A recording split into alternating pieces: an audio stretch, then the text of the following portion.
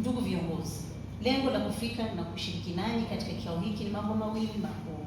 La kwanza, kuitambulisha rasmi ofisi yetu, na la pili, kutoa elimu kuhusu jukumu jipya la mahusiano pamoja na majukumu ya idara ya mahusiano.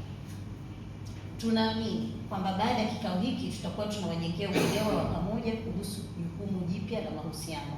Hii itawawezesha nyinyi kuwa mabalozi wazuri wa kuimarisha mahusiano baina ya serikali na makundi mbalimbali ya kijamii ili kuhakikisha nchi yetu inaendelea kudumisha mshikamano, amani, haki, upendo na utulivu ili kuendeleza umoja wa kitaifa na ustawi wa jamii.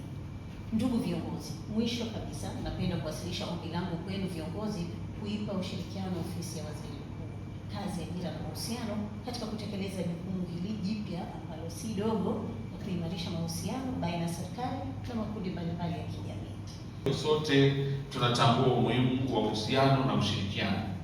Ni wazi panapokuwa na uhusiano unazaliwa ushirikiano ambao unazaa majadiliano na hatimaye kupata ufumbuzi wa changamoto mbalimbali zinazotukabili na zinazoikabili jamii kwa ujumla.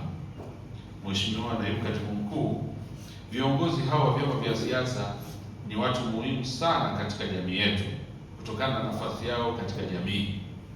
Wakati mwingine sisi huwa tunawaita wadau wa amani kutokana na wajibu wao wa kuhakikisha taifa letu linaendelea kutunza tunu ya amani iliyoachwa kwetu na waanzilishi wa taifa hili, hayati baba wa taifa Mwalimu Julius Kambarage Nyerere na mzee Abeid Amani Karume.